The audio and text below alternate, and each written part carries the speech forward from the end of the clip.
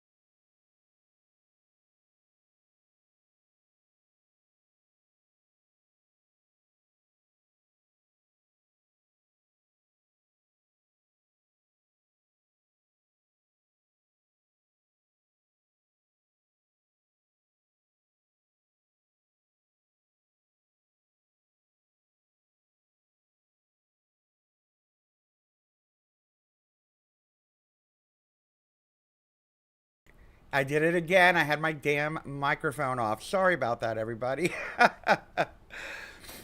My goodness. I had today all perfectly planned out. I had everything all set up and ready to go. And of course, when I go to log in, the YouTube thing wasn't connected. For some reason, the accounts were getting mixed up because I have two YouTube accounts and several Google accounts. Anyway, long story short, too late. I, I, um, I had my mic on mute. So here we go again. Thank you, everyone. We're live, finally. I have been dying to do live with you guys for so long. We are here. I have received your messages. I've gotten your questions. I've gotten your DMs. All the above. I haven't even read any of the ones I've received so far. However, if you are here live on the chat, please feel free to type in any questions that you have. We are here today to talk about my podcast, which is very, very personal to me. It tells you I'm sharing my spiritual life path with you from when I was a child till now, through all the things I've gone through, the good, the bad, the crazy, all the above. And anyway, please, by all means, feel free to post your questions. Nothing is off limits today. If it is, I'm just going to kind of wink and go. We'll talk about that later. Oh, my pentagram fell under because I've been jumping around because of that stupid YouTube thing. But anyway, I love you, YouTube, but you got to figure out how to work these different accounts that we have. Anyway, I see someone already on the chat I want to say hello to. I see Steelers Nations, and they're asking, how am I doing? Well, thank you for asking. That means a lot to me, quite honestly. It has been, well, last time I was live was probably about a month ago. I do post in the whatever the post section of YouTube, so I know we're on YouTube, but I'm always posting on Facebook. So for my friends at YouTube that don't get to see my daily posts or my weekly posts or whatever, I do try to keep everybody updated with what's going on. So I am going to tell you what's going on YouTube and my dear friend Steelers Nation. Um, Last week, I think you all know what I've been in bereavement or grieving or whatnot. And I joined this group over at our local hospital. Carillion is a major, this is not a plug. I'm just saying this is where I go. But if you want to, anyway, they have this program called the Grief and Healing Outpatient Program. It's several hours a week, 1 day a week. Excuse me. And I was there this past Friday was the first time. It goes on for about 10 weeks. So anyway, it was hard. The idea of going there was really strange and scary for me. And I did, as much as I wanted to talk myself out of it, I did end up going. It was great. The people are wonderful. I got to meet other people going through the same stuff that I'm going through, losing a child. And it was hard in the sense that it's like I shared this before. Was it's like scratching off your scab, which I had gotten, and kind of like healing it, cleaning it, and letting it heal the right way. Maybe even stitching it up so you don't have a scar. What they did was the first day they asked us to tell the story of the moment that we learned that our child was gone. And that was rough. That was really rough. And I thought it was rough for me, but as I was like listening to everyone else's story, there was only about seven of us in the group. And some of them just couldn't even get it out. And what's so interesting, and I've learned this, I don't know if any of you out there are dealing with grief of a parent, a friend, a relative, a child, whatever it might be. What I've learned is some of these people, the event or their loss happened like 2 years ago, a year ago. I mean, I'm going on six months now, and even 2 years later, these people are still wrecked. And I shouldn't say these people, my new friends, really is what they are. But yeah, wow, that was really rough. I was kind of numb for a day or two, and that was fine. Thank goodness I had the weekend off. I got to relax and hang out with a couple friends, watch some movies. I'll get into movies on another show, but yeah, I'm in a Halloween mode. We all watch horror movies in October, so yeah, I've been watching a lot of horror movies.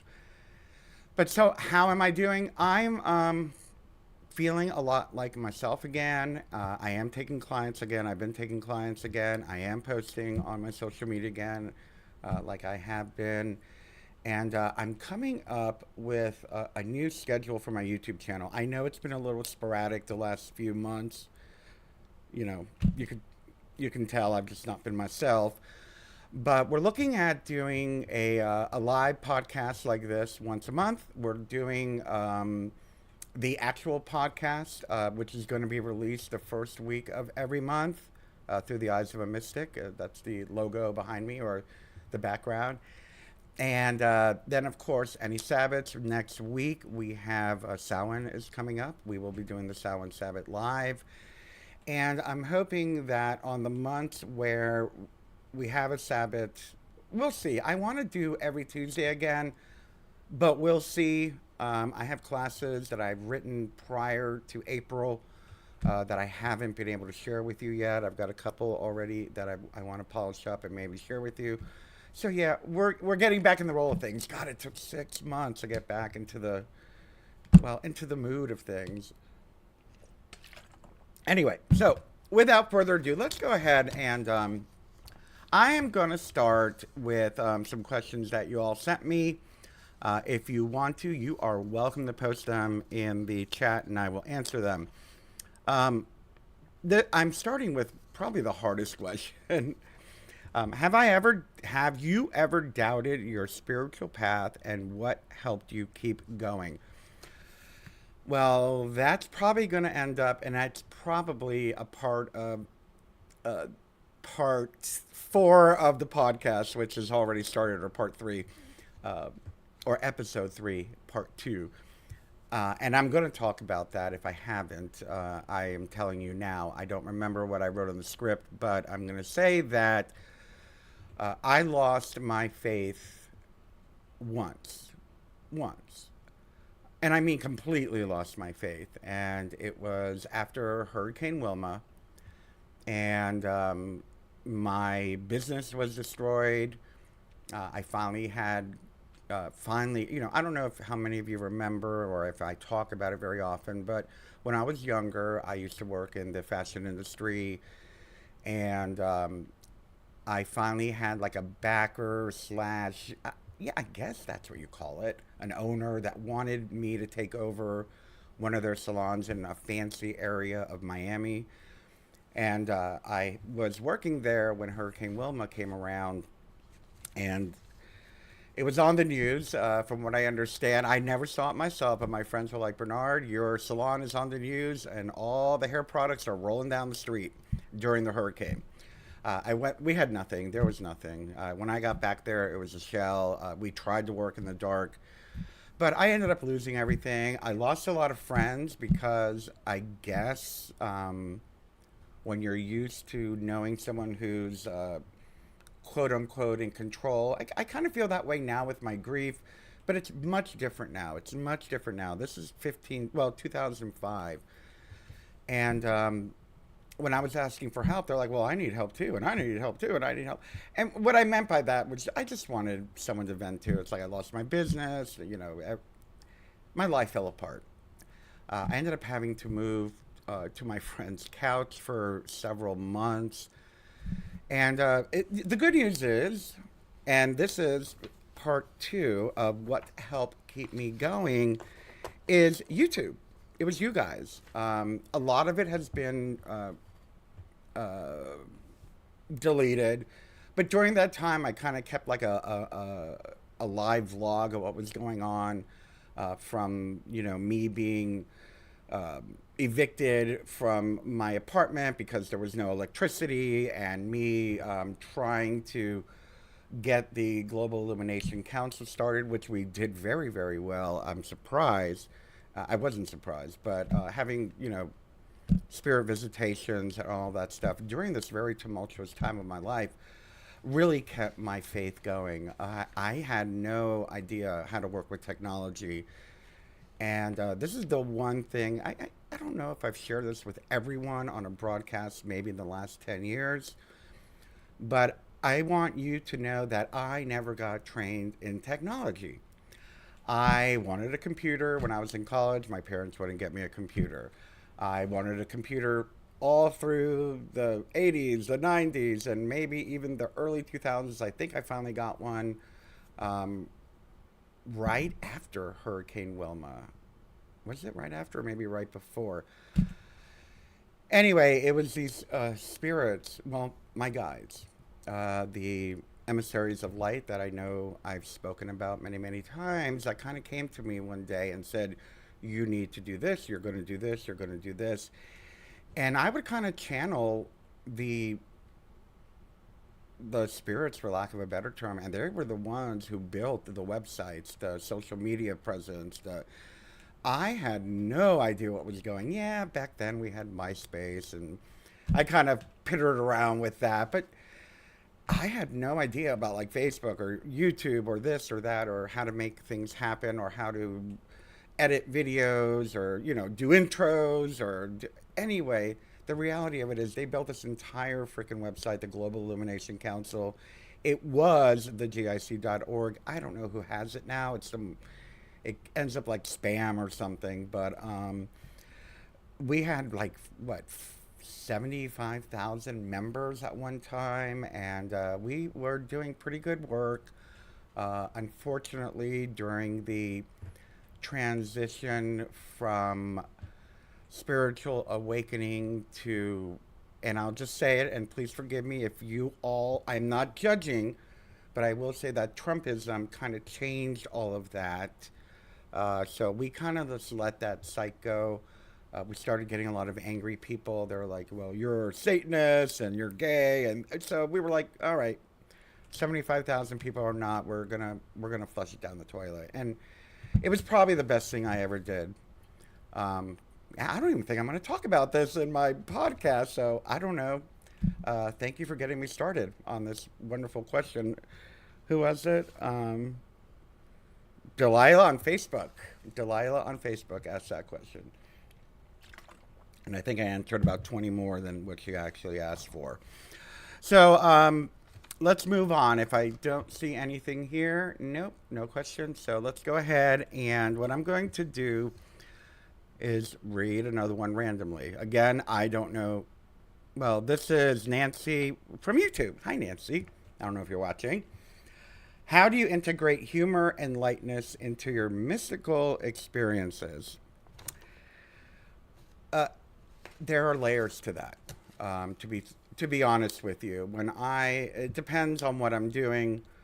If it's a Sabbath, Sabbaths to me are celebrations. Yeah, we're going to do a spell, but to me they are a celebration, and we don't take them as my coven personally. And from what I've seen in the past, many other covens don't take them as seriously as an esbot or a magical working ritual or ceremonial magic ritual, whatever you want to call it.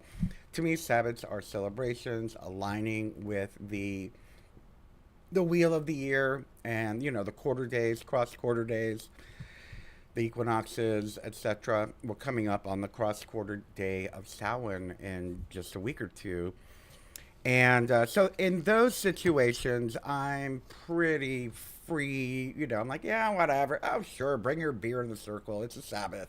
I'm not really concerned too much. And we do, our coven, the Stone Mountain Grove, does do, I won't say public Sabbaths, but we do have an outer court that we invite. And then the outer court is allowed to invite their friends. So it's kind of open, semi open. So it's definitely much more casual, much more relaxed. So there's a lot of humor in there. When we, knock over the chalice or catch our robe on fire, we all just kind of giggle, and it's like, oh well, it's a Sabbath. Not to say that we're like drunken fools falling all over the place, but I try not to take Sabbath so intensely.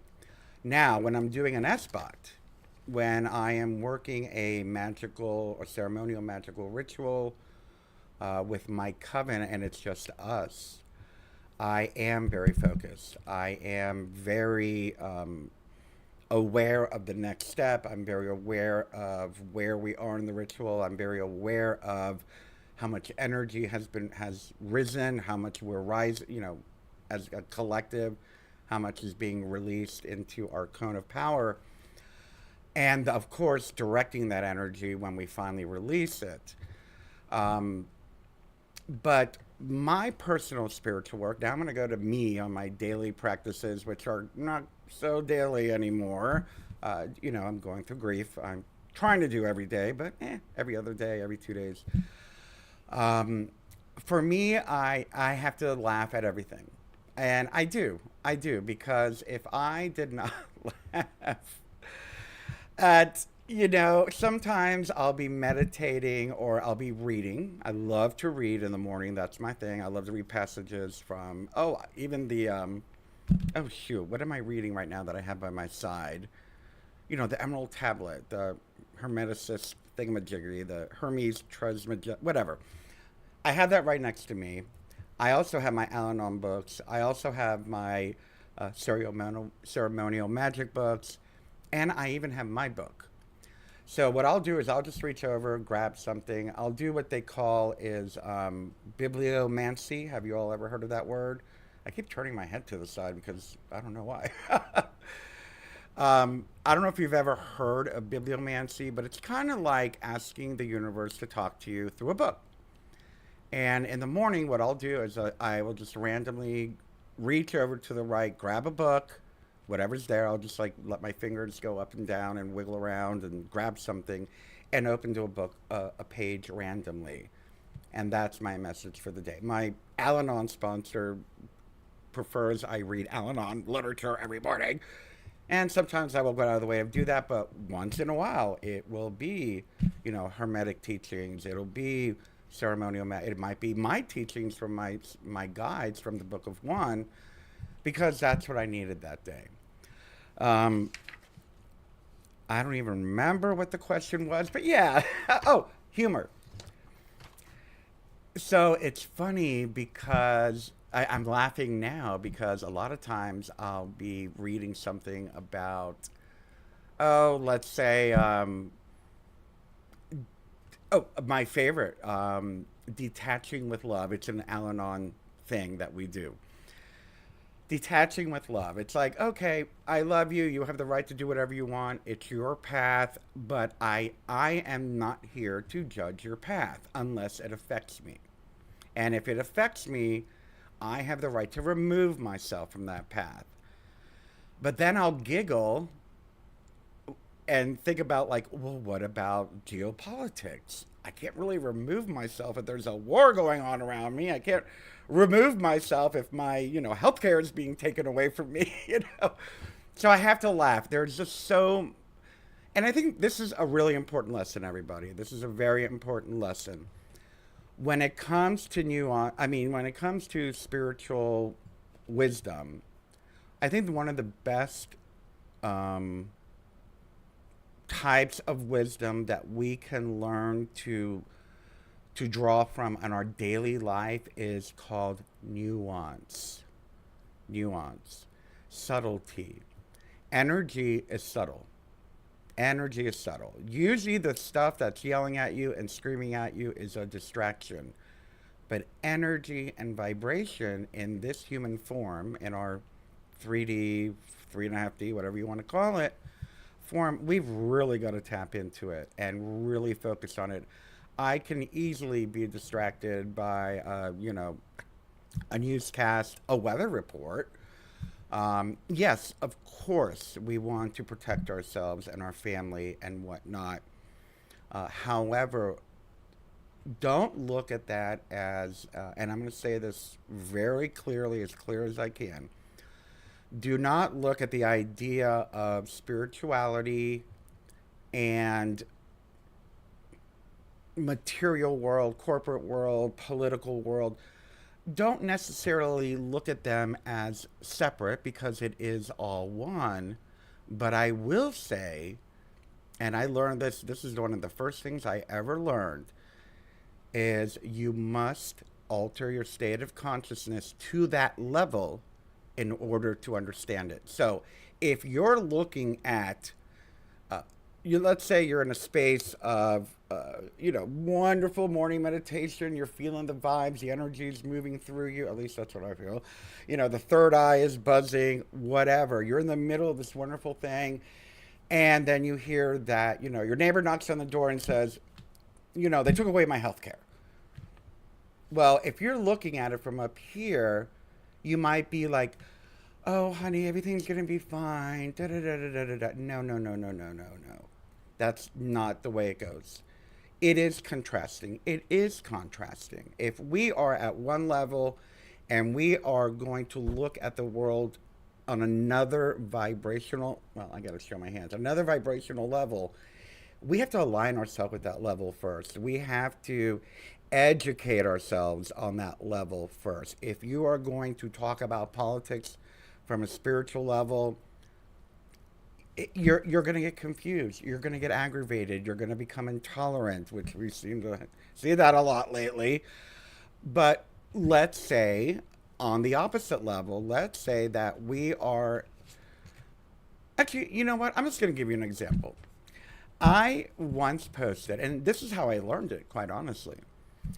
I once posted something about, I don't know, starving children in Africa or something like that. And somebody said, well, how does the law of attraction work with this? Did they ask for that? And da-da-da. One, it was an ignorant response as far as I'm concerned. But yes, it's a fair question. Do people who suffer through war, who suffer through famine, who suffer through poverty, is that what they asked for? Is it karmic? Is it part of their reincarnation spiritual path? Or is it the law of attraction that they want to have poverty? No. It can be a piece of all of those things. And only you, through your higher self, can understand that everyone is on their own individual path. It is not up for me to judge if you're an addict, if you're living in a place that's constantly at war, if you're living in a place with a strange dictator, orange president, it's a part of our journey. It's a part of, I get clients constantly asking, is everything going to be okay? Is everything going to be okay? In the big picture, it is going to be okay. Is it going to be rough going for a little while? Of course it is. Let's be realistic. We can't look at the world through rose-colored glasses. One of the greatest things I've ever learned in the last several years was spiritual bypassing. And I learned that because of the fact that I was so focused on my spiritual practice and constantly being connected to my higher self and doing everything I can to maintain that energetic connection that I was blind to my own best friend of almost a decade, who I lived with for 8 years, was a drug addict. I didn't even see it. I did not see that coming at all. And it's because, quite honestly, when we get so hooked on our own spiritual growth, it almost becomes egotistical that it's just about me, me, me, me, me. Don't get me wrong, there is a happy balance there. Yeah, you can't fill an empty cup. Of course, we want the cup to be full, but to be so obsessed that we all we care about is meditating, all we care about are classes, all we care about are being this good, perfect little person. I talked about it last night at my Al Anon meeting. These aren't even any of the questions. I feel like I'm confessing to you. But anyway, I love you guys, so, and I trust you. Um, Last night, there was, I don't know, a discussion about, I don't remember, like step 10, like doing a, whatever, an inventory and then like apologizing when you needed to or whatnot. And then we got into like guilt and all that. So somehow my spirit moved me to like bleh, spill out my guts. And I do see comments, and I'm going to get to them in just a minute. Um, and I was like, when I first came to Al Anon, I was so screwed up because of the surprise of finding out my best friend was an addict. And here I am thinking I'm so spiritual and I'm a healer, and I offered them healing. I offered them, anything. I was like, whatever you need, let me know. You want Reiki? I'll give you Reiki. I actually did give them Reiki once, but they didn't want it. It's like, as they say, throwing pearls before swine. But I won't get into that too deeply. I don't want to sound too resentful. Um, that I was so caught up in my own spiritual growth and my own spiritual practice, I was blind to what was happening around me emotionally and what was happening to me emotionally. I was aware I was unhappy. I was aware that I had to keep making excuses for this guy and call his boss and call him out sick and pay bills and apologize to the neighborhood and apologize to everybody for everything he was doing and saying and acting like, and having the mayor look for him. I mean, it was insane. But I didn't see it. Talk about denial. I was so focused on, okay, back to being aligned with spirit. Anyway, that is a great example of spiritual bypassing. When our only focus becomes, when our spiritual path becomes so damn selfish that that's all we care about, we're losing compassion. And not only are we losing compassion, we are losing the awareness of our own emotional growth, which was a hard lesson that I had to learn. I had to learn that I had PTSD from this guy, and well, from my family. I was in denial that my father was an alcoholic for years. It wasn't until 2 years ago, sitting in an Al-Anon meeting, I was like, oh, damn, he died from alcoholism. Duh. I grew up in an alcoholic home. I never realized it. Never. Never. So you want to talk about an awakening. You want to talk about losing your faith and getting it back. I got it back. It was a smack in the face, but I got it back.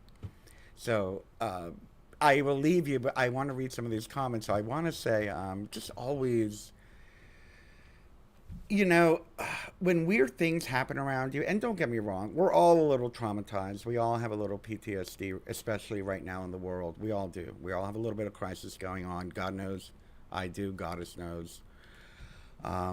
But even though we are going through our own little drama in our mind, let's be a little more mindful of the energy of the people that we love around us, because they're going through something too.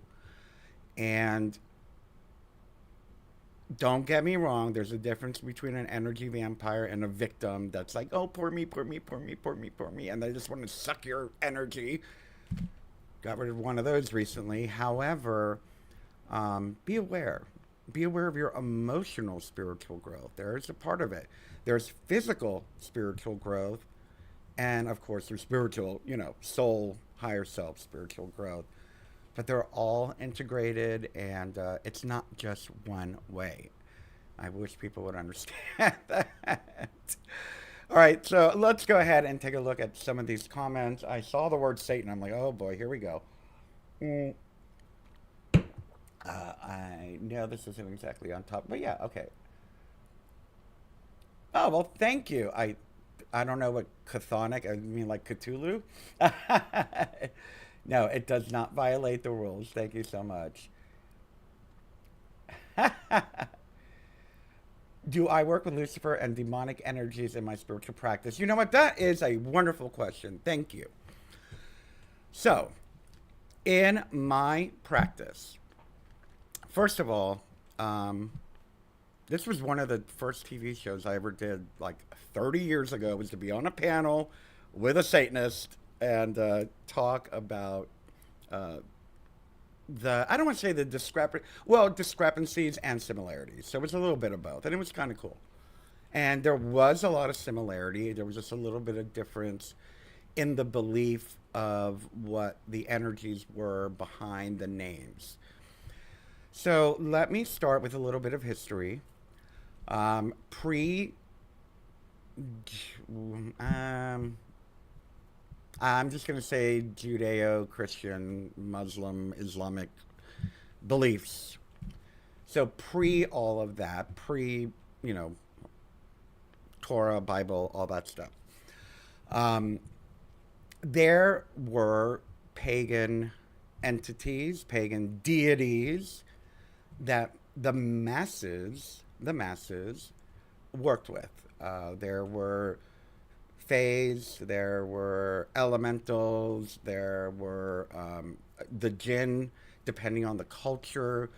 There were orishas. I mean, everywhere around the world. I can go. I'm not going to remember every name or every title, but we can go through every single culture and see that there were some mystical, energetic forms or thought forms, and that's a whole nother discussion.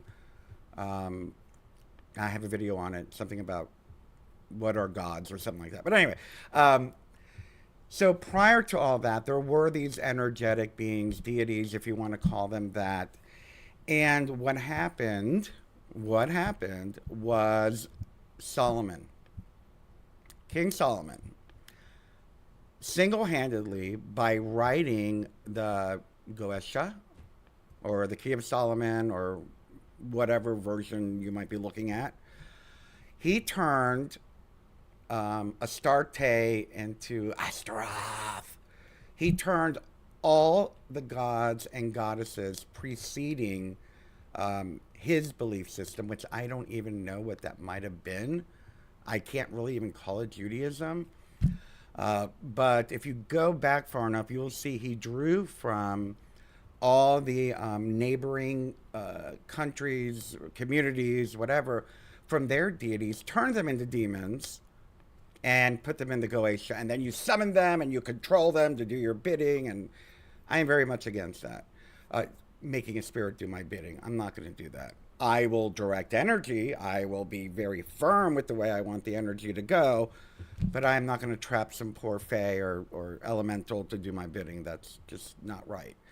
If they're friendly and they like me and we want to get along and they want to work with me, of course, please help me with this. Please, Isis, Astarte, Diana, Hecate, Demeter, Yes, please, if you want to add your power to the work I'm doing, I will appreciate that. But I would never bind a daemon, Daemon.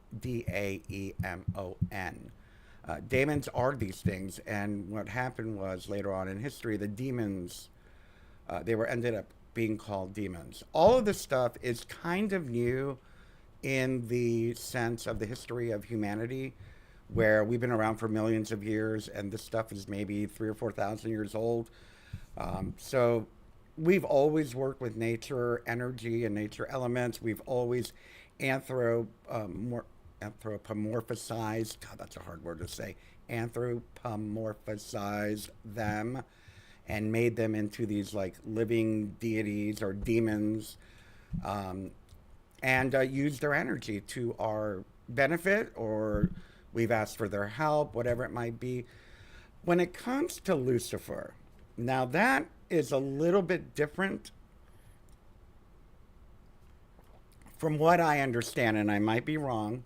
I might need to learn more about this, quite honestly.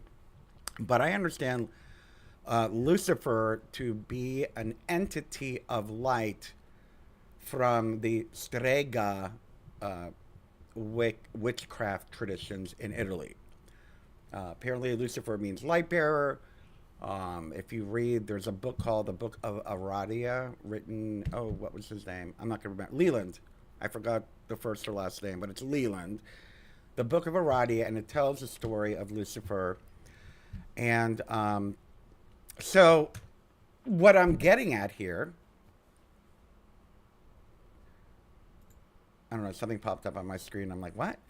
So, what I'm getting at here is that when Judeo Christian, Muslim, Islamic beliefs came into play, what they did was they made all the pre Judeo Christian, Islamic beliefs or deities into demons because that's how you convert people.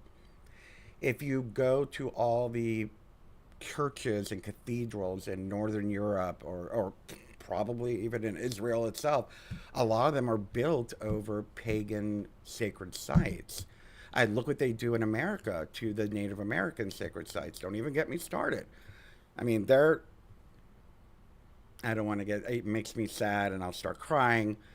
But let's just say there are things going on in Miami and the Miami Circle with sacred stuff and sacred native indigenous areas, and you know who is jumping in to do to take it over and build a library. I don't know.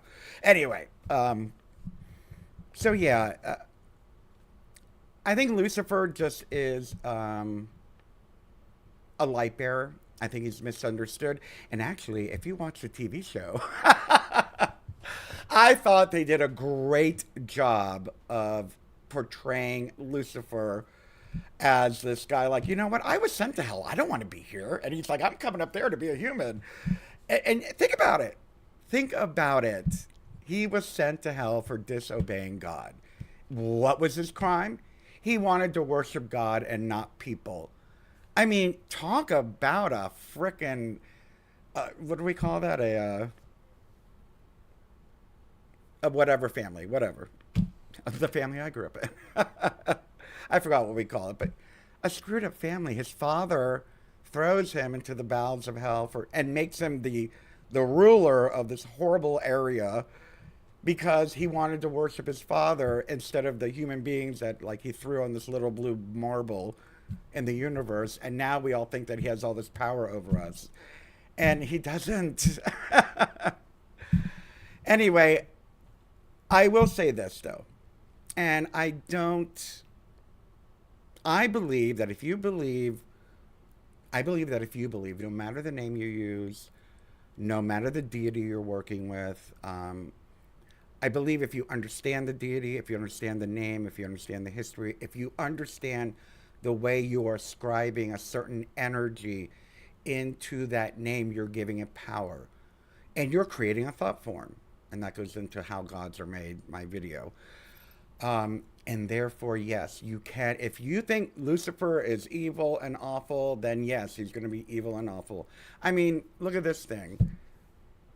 This is an ancient symbol from way, way, way, way, way back when. Even the Amish, I think they still use it. I'm looking at the time because I have an appointment in a few minutes, so I got to go soon.